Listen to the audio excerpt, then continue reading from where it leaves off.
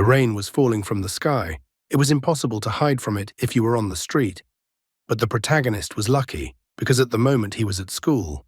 10 years ago, some strange rain fell over Shuangmu City, and the rain covered the entire city, not a particular part of the city.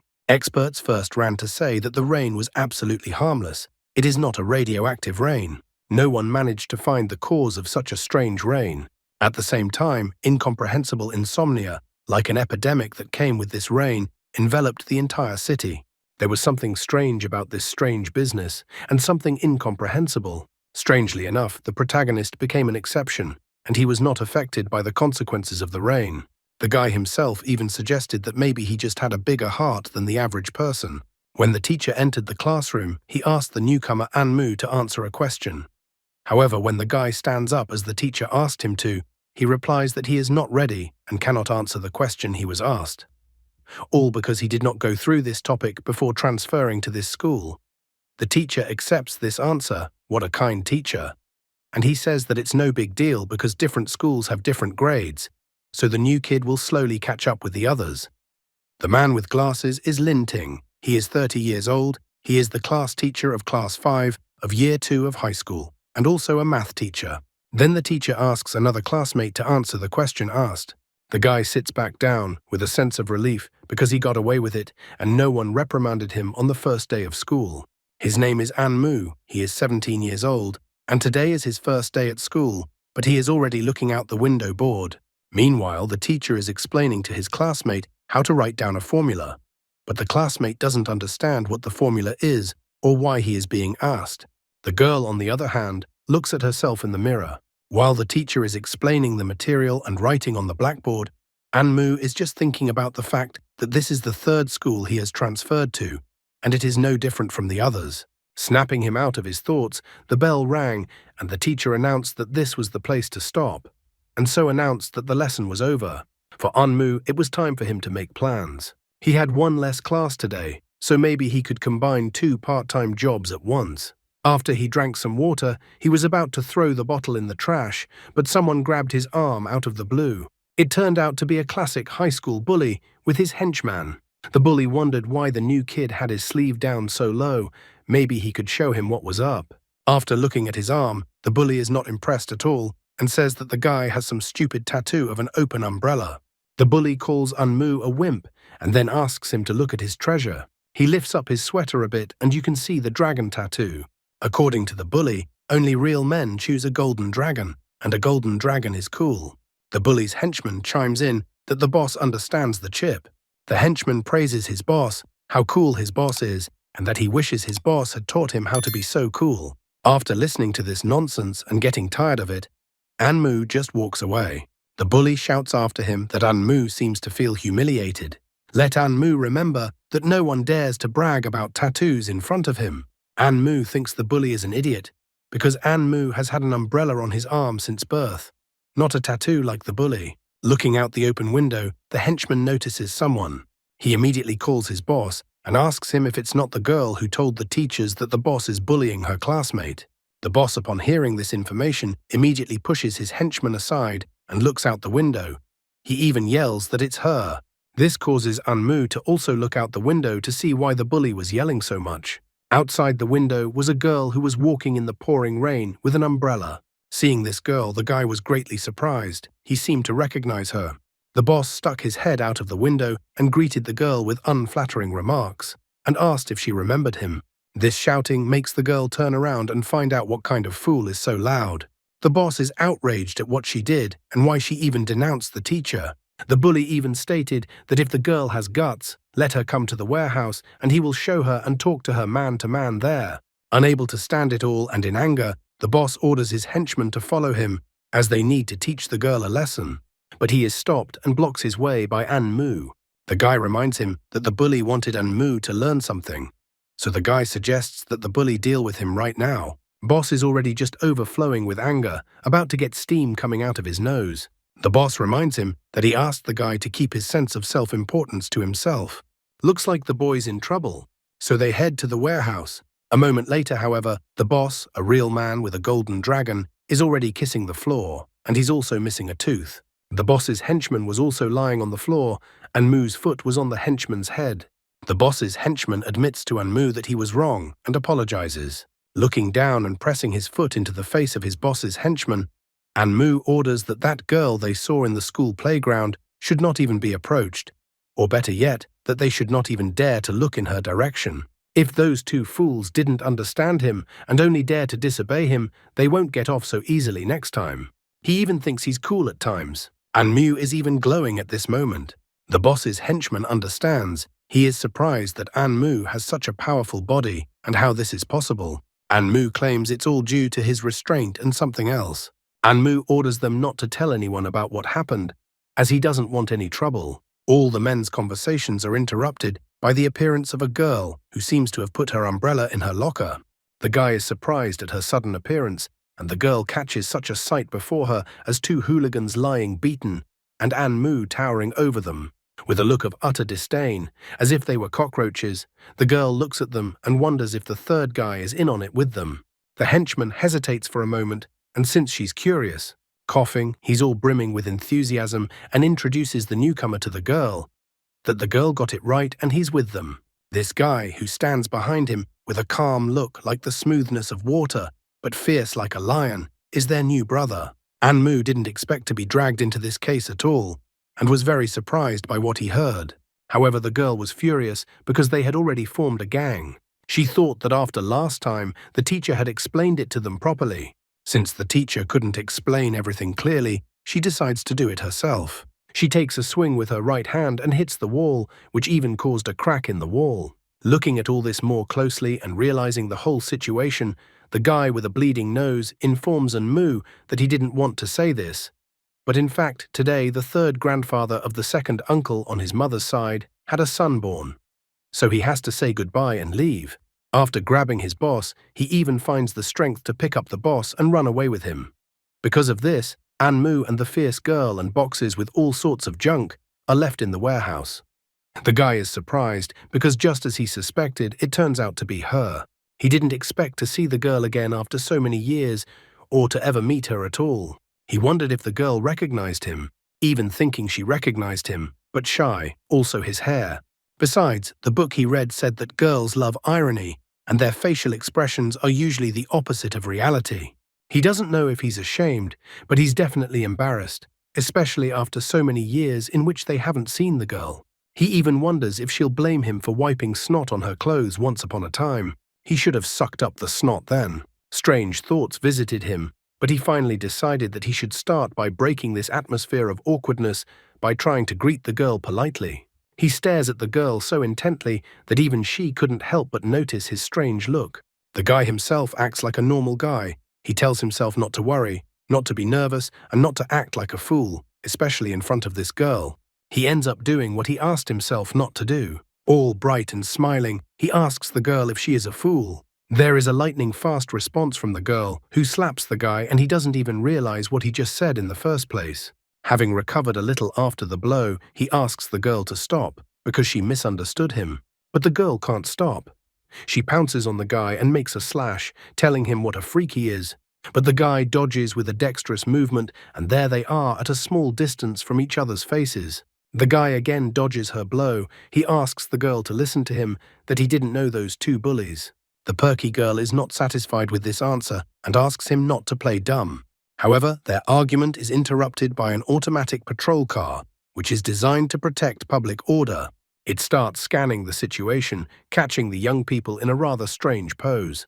The car concludes that Anmu, a second-year high school student, Class 5, and Bai Anzhe, also a second-year high school student, Class 6, have been found, and adds that lovemaking has been detected in the second-floor warehouse. The guy, hearing such words from the car, greatly surprised and all blushed, from the fact that he has with this girl love actions. The appearance of the car and the statement that follows makes the girl stop. She asks the guy to stay out of her sight again. Jumping off the rack of boxes, the guy only states that he was only trying to talk to her. In his mind, he thinks disappointedly that it seems the girl doesn't remember him at all. As if to illustrate that the guy is frustrated, it's still raining outside and it's not going to stop. The frustrated guy goes home, walking through the rain and sinking deeper and deeper into his thoughts. After a while, the rain stops. Meanwhile, in some garage or warehouse, which actually turns out to be a house, Anmu's parents are arguing. His father refuses to sell one item, but his mother asks him to end the argument and give her the item, because he's only wasting money. They need to sell it all for the good of the family. The father, holding the star cards, is about to cry because the woman can't even imagine how long he has been collecting these cards. The woman looks in her notebook and agrees with him, but she knows that the cards have gone up in value and can be exchanged for a used electric car. The father of the family does not want to sell them so much that he is already crying and does not understand why his wife needs a car. He even reminds her that, what about environmental protection? He suggests his wife to wait for compensation for the demolition of the building and get the coveted earnings. The wife rejects all the claims of her husband because it would be income from work, and the husband simply does not know all the luxury of spiritual objects. The little boy, meanwhile, sits with a soccer ball and watches the whole spectacle from his parents. Finally, Anmu comes home. How long have they been studying that it is already so dark, and he just got home? Anmu complains that his parents' screams can be heard even across the street. A boy greets Anmu and asks his brother if he has made friends with anyone at school. Anmu says disappointedly that he hasn't made friends with anyone because they are all idiots. His younger brother tells him that Anmu just doesn't know how to get along with people and that his gloomy appearance discourages him from getting close to anyone. Although Anmu has a rich inner world, he calls him a simpleton. These words make Anmu get a little pissed off. He grabs his little brother by the head and calls him a little asshole and that it's not his place to lecture the guy. The mom finally notices that her son is back, but she wonders why he's back so late since curfew is coming up. The boy seems to be caught lying as he is acting too suspiciously. Anmu justifies that he just transferred to this school, so he has a lot of gaps in his knowledge, so he asked the teacher to help him catch up. But his father looks at him suspiciously and calls him an asshole, because the guy thought it was like no one would know what he did. Did Anmu really think he could fool his father? Anmu is covered in cold sweat, and he says he doesn't understand what's gotten into his father, but he's just thinking that he didn't hide everything well.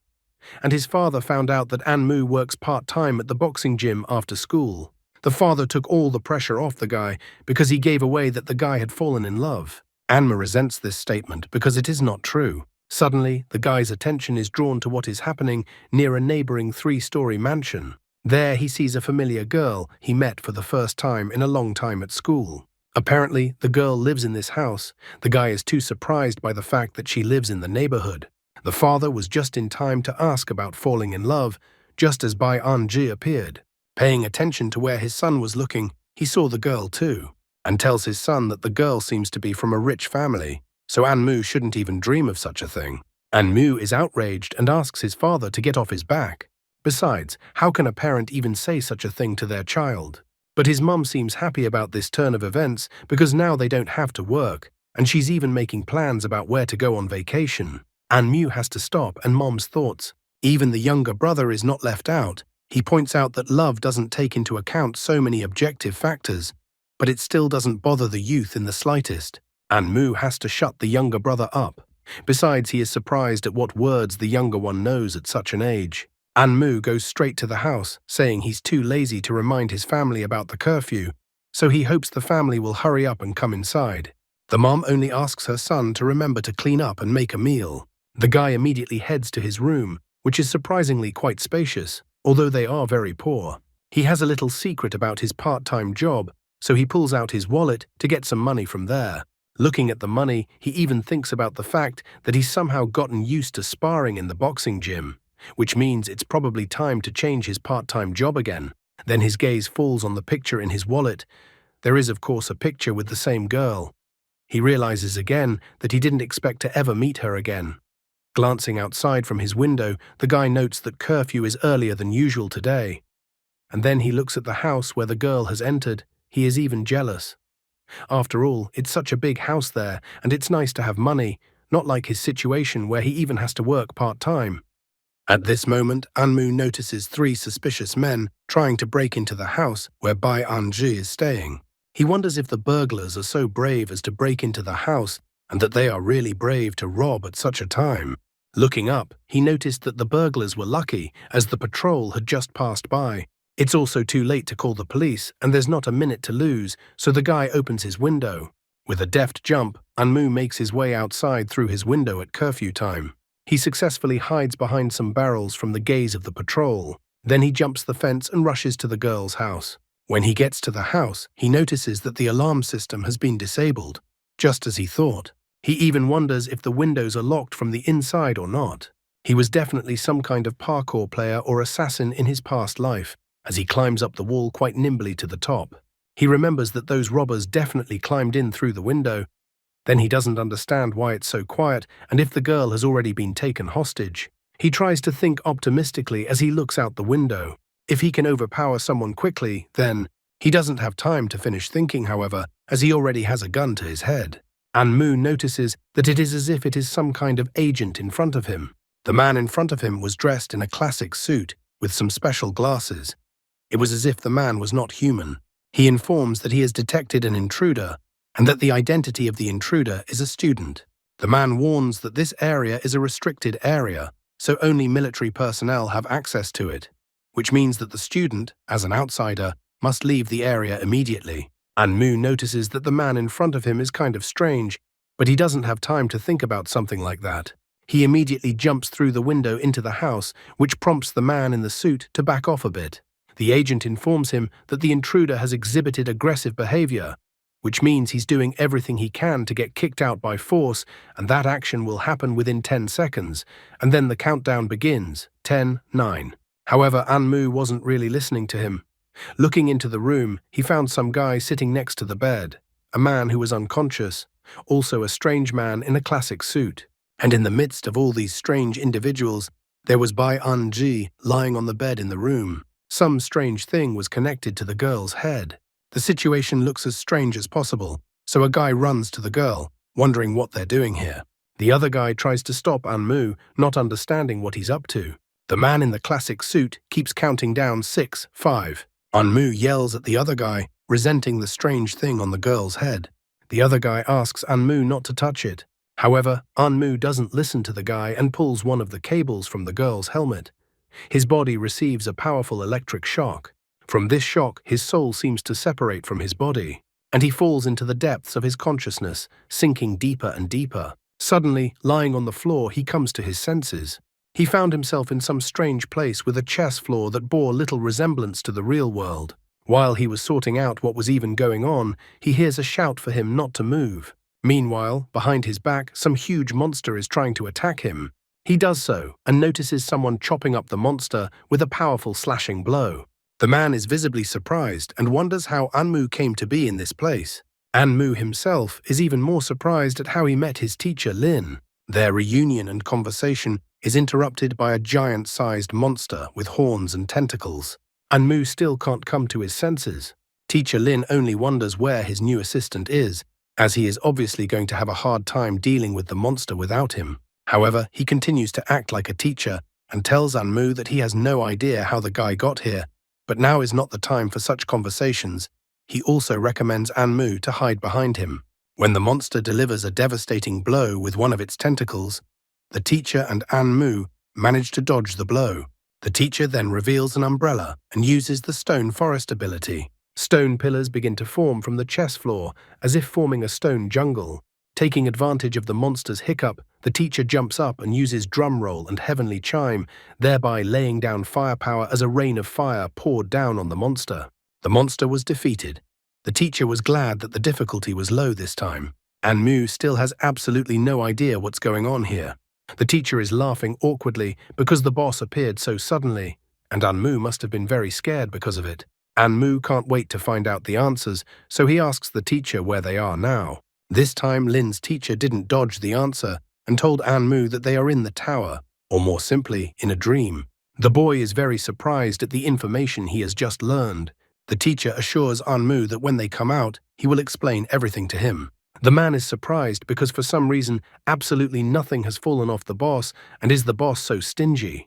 But suddenly, the boss's eyes turn red, and he strikes the teacher with his tentacle. Anmu immediately notices that it looks like the boss is pretty smart, and was pretending to be dead. Anmu starts to run towards his teacher, but the man tells him to be careful, as one of the tentacles is already flying towards him from behind. Anmu is not a fast guy, but he can't dodge and the tentacle pierces the guy's right shoulder, and he is surprised again because it hurts so much. If this is a dream, why does he feel so much pain? The monster, on the other hand, is glad that he wounded Anmu and grabbed him. Now it is possible to finish the kid off, but teacher Lin, who is a teacher for a reason, yells for the monster not to touch his student and covers Anmu with his body. The boy tries to help the teacher, but he can't cut off the tentacle that holds him so tightly. Suddenly, a ball of some kind appears in his left hand. When Anmu tries to squeeze this strange ball, it starts to glow. And at the same instant, this whole chess floor tower was illuminated by a dazzling light, and when the light went out, a huge multicolored umbrella appeared in the guy's hand. Are you also wondering what this manhwa is about and whether it's worth doing a sequel? The guy looked at the umbrella that had appeared so suddenly in his hands with disbelief, and he didn't realize what it was. Suddenly, there were some characteristics as well. The umbrella is called Moonlight Umbrella. Its durability is 75 out of 100. Level 1, blood loss mode, and the umbrella is made of spar. Even after reading all that, the Moonlight Umbrella and the fact that it's made of some kind of feldspar doesn't give Anmu any credibility. Since he's in a dream, it's probably some weirdness of this place, so he uses his umbrella lightning fast and chops off the monster's limb. After losing its limb, the boss howled in pain and then went into rage mode. In a fit of rage, he attacks the guy, who manages to block the blow with his umbrella, but the blow was so powerful that the guy was thrown a long distance away. Lying on the floor, he just thinks that he is very lucky that the umbrella was so strong. However, the monster is not good news, because the monster is not only strong as hell, but also incredibly fast. The monster doesn't give Anmu time to rest or think about what to do next. It immediately attacks the guy with its powerful tentacles and its eyes full of rage. For Anmu, it is the same as facing a human being.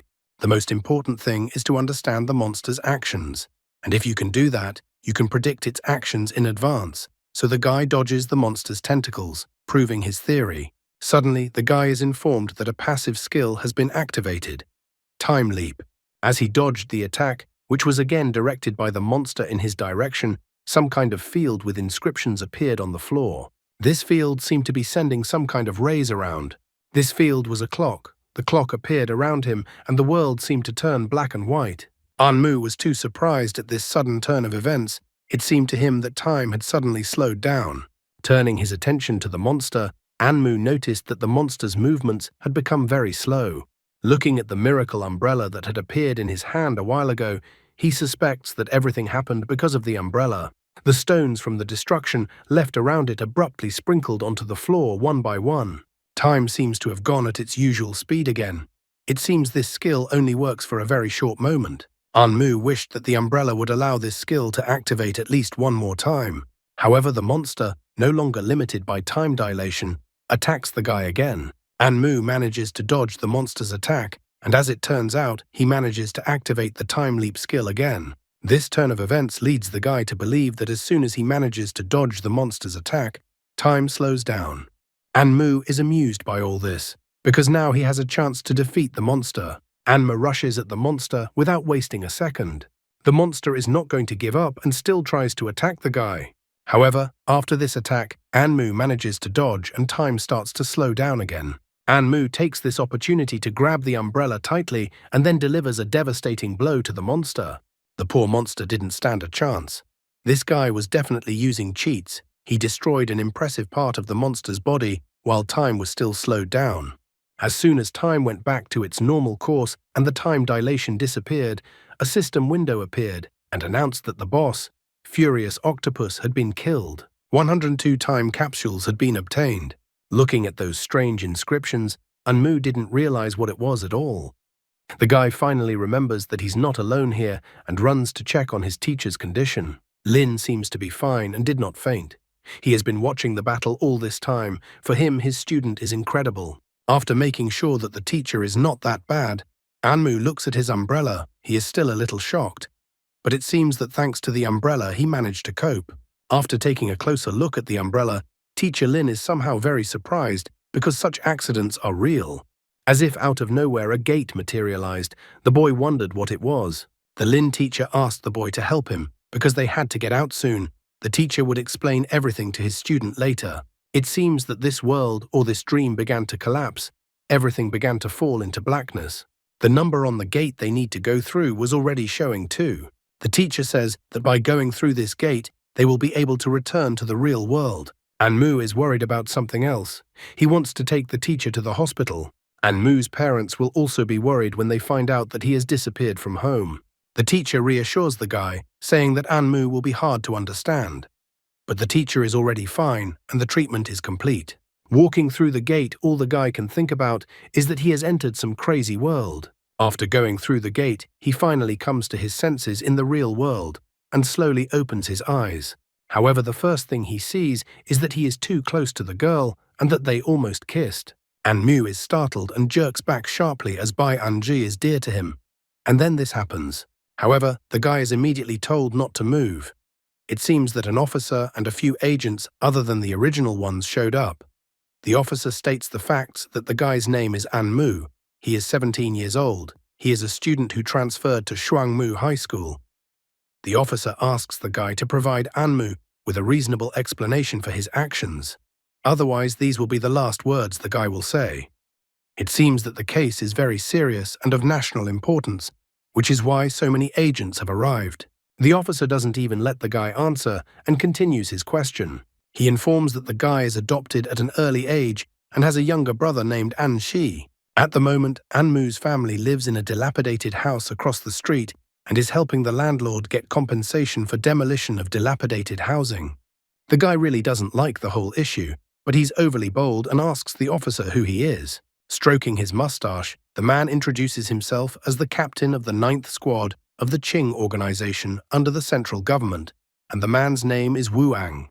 The man's name makes Anmu cringe at the pun Wu Ang or Wang appears, as it is the character for the name of a city of dogs. Wu Ang calls Anmu a poor man who dared to go out during curfew, then break in without permission, then sabotage equipment, then interfere with the flow of work while violating ordinances. Therefore, the authorities have every right to impose criminal sanctions on Anmu.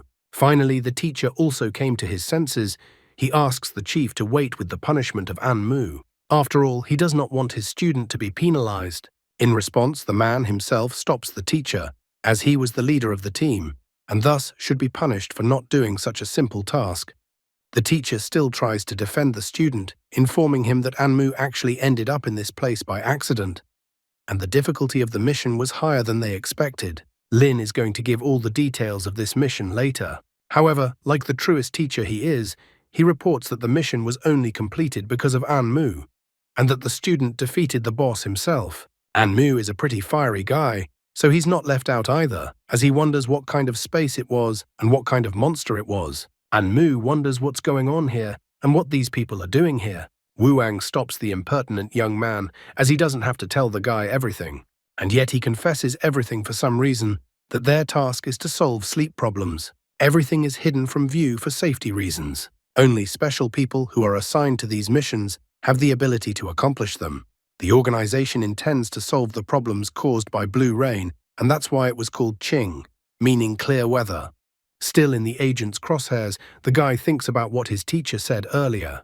The teacher pulls him out of his musings and informs him that he is the captain of the 3rd Squad of the Qing organization. The guy doesn't realize what the monster was then, and what happened to the umbrella and Bai Anji. And again, the teacher tells everything at once, actually, to the stranger.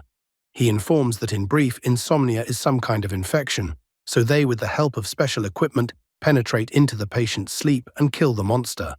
Thus, they carry out the treatment. He looked at Bai Anji, who was still dreaming, and thought about how he had accidentally been in her dream. Wu Ang intervenes in the conversation again and asks the boy to mark in his head with a pencil that although Lin Ting said that Anmu helped him, the rules are still rules, and Anmu should be punished. Wu Ang says that as a punishment, Anmu will have to write a 600-word explanation and pay a fine of 30,000 yuan. If the explanatory letter didn't confuse him, the 30,000 yuan fine made the guy stunned. Not surprising considering how poorly he and his family live. However, one of the agents informs the boss that their key performance indicators are not up to par this month. Hearing this information, Wu Ang raises the fine to 35,000. Anmu is angry about all this, especially since he heard what one of the agents said. The teacher tries again to save his student. He asks the commander to stop because Anmu is special. Anmu has abilities, so teacher Lin would like to invite the guy to his team. Wu Ang somehow gave up abruptly easily. He informs that a thorough inspection is needed then. He notices that the blue rain doesn't seem to have affected the guy's body in any way. And since teacher Lin's team is lacking such a person, then he wouldn't mind. The guy still seemed smart a while ago, but now he has a temper and declares that he doesn't want to join any organization for some unknowable pleasantries. Lin takes matters into his own hands. He informs the chief that he is his teacher, so he will prepare the guy to do the job. The mission has been accomplished. So the teacher suggests that everyone disperse and report back tomorrow with all the details. The teacher seems to be the most reasonable person here. He says that the topic is no longer up for discussion and reminds the testy young man that he is clearly not in the right position for his family to be able to pay the fine. The teacher smiles and asks him to consider all the outcomes of such an event, because then the guy will be able to evade punishment. He just needs to trust his teacher. Back home, sitting on his bed, the guy reflects on what happened this evening. It was amazing to him. He never expected to be able to experience something like this, and yet it had just happened. He lay down on the bed and closed his eyes. Anmu planned to talk to the teacher tomorrow and explain to him that he didn't want to join anyone. The guy is incredibly stupid. Age is like that, I guess. He just wants to make money in real life, and that's it. As soon as he thought about money, he looked at his wallet, which contained a picture of him with his acquaintance. Looking at the picture, he thought about the words he heard today: insomnia, treatment, organization, true partner. If this is Bai Anji, then he would agree to anything then. He really isn't who she was talking about. Waking up in the morning, he headed to his new school. Today was a nice day, and it wasn't raining. Anmu still couldn't close his eyes and sleep. He had the feeling that everything he saw last night was just a dream. On his way to school, he notices a couple of men pinning some student in an alley and trying to take his money. The student tries to confront the guys, informing them that he has an older brother there, so don't let the man threaten him. The man is not satisfied with this answer because the student is a bit off today. Does the student really want to deceive him? If words don't help, then the man wants to use physical force. The student immediately surrenders. He asks to be spared because his mother was sick while he was in the womb, and that's why he thinks he is a brave hero. To the boy's delight, Anmu just passed by. The classmate immediately runs towards Anmu. He is all tears and happy that his brother has finally come. But Anmu doesn't seem to be very happy about this meeting, and it doesn't seem to be the first time it has happened. The poor guy can't do anything, stopping Anmu and asking Anmu to help him. However, Anmu just walked past him as if he saw some homeless vagrant. The bandits looked out of the alley at that moment. Seeing the hopelessness of the situation, the guy clung to Anmu's arm. He asked Anmu not to ignore him because he was Hu Li-chi from the second grade of the same high school Anmu went to. Anmu vaguely remembered the guy and that he seemed to really go to his school. Hu Li-chi begged Anmu to help him with the predicament he was in. At this moment, two bandits approached them. The curly-haired thug asked if Anmu was the guy's older brother. The bully with glasses noted that Anmu looked like a newly hatched chick. He didn't understand why he hadn't heard of the guy before in the neighborhood. Anmu only asked politely that the bandits didn't listen to all the nonsense Hu Li-chi told them. Suddenly, the guy saw Bai Anji passing by on a skateboard who was rushing to school. Looking at the girl, he remembered how bad she felt yesterday and how she was suffering. Before leaving the girl's room, he asked Teacher Lin if the girl would be all right. Teacher Lin explained that the girl only needed a good night's sleep, and she would be fine now. He noticed that his student cared so much about Bai Anji, so he thought that meant they knew each other. Suddenly, the teacher remarked that it was good to be young and have such feelings, clearly teasing the student.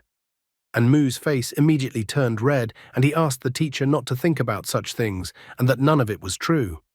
Looking at the girl this morning, he noticed that she looked as if nothing had happened yesterday. Hu Li-chi was puzzled looking at the pensive guy. After carefully considering the situation, the guy noticed that now might be a good opportunity for him to act. He realized that after what happened in the storeroom yesterday, the girl had a bad impression of him. Therefore, he had the brilliant thought that if he helped a student from their school, he could definitely clear his reputation in the girl's eyes. After calculating the average speed of the girl on the skateboard, considering the additional acceleration created by each push from the ground, and substituting it into the formula for the calculation, he determined that there were about 11 seconds left until the decisive moment. Anmu decided to use his words of kindness and justice to cleanse the hearts of the bullies who stood before him. The guy is obviously a big dreamer, as he was already thinking about what would happen next. He assumed that the girl would find out what a good guy he was and then invite him to dinner to apologize to him. So now the guy was faced with the choice of what day of the week he should go to dinner. He finally sprang into action by asking the bullies why they wanted Huli Chi. Anmu even reminded the bullies that there is a saying, "Don't do to others what you don't want them to do to you." He even pointed out that the hooligans seemed to have completely forgotten this truth that everyone is taught since childhood. The man with curly hair didn't like the young man's moralizing and was about to teach him a lesson. However, Anmu easily dodged the punch of the curly-haired bully. He then grabbed the man's right hand, reminding him that violence cannot resolve all conflicts. In addition, physical pain cannot bring people's hearts closer together. He even suggested that the bully do his homework together, seeing how the bully was poorly educated. The bully with curly hair strongly disliked the guy's answer. However, at this moment, Bayan-ji appeared beside them. She immediately asked what they were doing. The bully's mood changed drastically and noted that the guy's speech had moved him and that he felt embarrassed. He even promised that he would study hard. Anmu is glad that the bully realized his mistakes, which can help him become a better person. The girl is thrilled and even admits that she totally didn't expect Anmu to be such a good guy. She even apologized for being wrong about him. Anmu is a great guy, so he pathetically declares that everything that happened before doesn't matter, because it was just a misunderstanding. He also notices that he has time to go out with a girl on Saturday. However, all of this was just his fantasy, which he was unable to stop in any way. I'm surprised he didn't fantasize until the time when they would have children, grandchildren, and so on. Things don't always go the way we've planned for ourselves. So the girl rode up on her skateboard, took a fleeting glance at the guy, and then continued on her way. Anmu couldn't believe what had just happened and how everything had turned out completely differently than it had in his head. The bully with glasses was not going to let it go and was also going to teach the guy a lesson. However, Anmu was no longer in a benevolent mood as before. Without letting go of the curly-haired bully's right hand, he sent the bully with glasses flying with a single kick of his right foot. At this moment, the curly-haired bully realized that they had definitely messed with the wrong guy. Anmu once again asked quite clearly for the bullies to stay out of his way, as he didn't have time to play with them. The face of the bully with curly hair was covered in cold sweat, and he politely asked the guy to ignore them. Huli Chi was ecstatic that his difficult situation had been resolved. He began to praise Anmu that the guy was incredibly cool and that he was glad to have such an older brother from now on. Huli Chi was delighted by Anmu's words about homework. However, Huli Chi was clearly pushing his luck because Anmu told him to stay away from him or he would beat him up. Huli Chi immediately understood and asked Anmu to walk slowly. After a while, Anmu finally managed to get to school, although his morning mood was badly ruined. Entering the teacher's room, Anmu wanted to be frank with Lin's teacher in their conversation. Still having a poor understanding of his current situation, the guy stated that he didn't want to join the Qing organization. However, Teacher Lin doesn't understand what's in the guy's mind, and he had already promised them yesterday to join the Qing organization. Anmu is still a teenager, so he declares that he doesn't want to do what he doesn't want to do. The guy admitted that he agreed yesterday because of the pressure on him. All about the fine, he decided that he would pay it gradually. The teacher had absolutely no idea what kind of nonsense the student was telling him. Besides, their organization could help a lot of people. Anmu admitted that he didn't want to get into any trouble and that he just wanted to go to school and earn money. Teacher Lin couldn't even find the right words. He finally understood the guy's decision, noticing that people who fall in love early actually only look at the other person. The guy was just furious at these words of the teacher, so he asked the teacher not to say such nonsense anymore. However, the teacher could not be fooled so easily. He noticed that the robot patrolman had downloaded a precious document for him yesterday. Without trying to change the guy's mind anymore, the teacher got up from his chair and became serious. He asked the guy to promise to go with him tonight for Bayan-ji's secondary inspection. Anmu was surprised that the girl would be checked a second time because he thought it was over yesterday and there would be no problems. Lin explains that normally recovered people don't get infected again. However, he admits that the monitoring system showed that the girl was not fully treated, so they may still have to treat the girl a few more times. Different people had different numbers of floors in the towers. There could be 1, 3, 5, or more floors. However, according to his observations, the boss always appears on the top floor, so teacher Lin Ting himself didn't fully understand the situation, but he was certain that the girl was a rather unusual person. Teacher Lin Ting was well aware that Anmu didn't want to join the Qing organization, so he was going to go to the headquarters after their assignment today and talk to Wu Ang. Lin Ting noticed that this time he was going to treat Bai Anji himself. He of course noticed that although the guy didn't look like someone obsessed with love, but still the teacher hoped that there wouldn't be any problems because of this. Anmu agreed with the teacher that everything was just as the teacher said, and that there would be no problem. Teacher Lin was shocked when the guy suddenly said that it was their duty to help citizens in need. Anmu literally has all his feelings for Bai Anji written all over his face, so Teacher Lin teases him while reading the guy like an open book. What awaits the teacher and student in the second encounter in the girl's dream? And that's all for today. Thank you very much for watching the video. If you would like to see a sequel, please like, subscribe to the channel, and leave your wishes in the comments. You can also subscribe to Telegram to know about new videos. Bye everybody.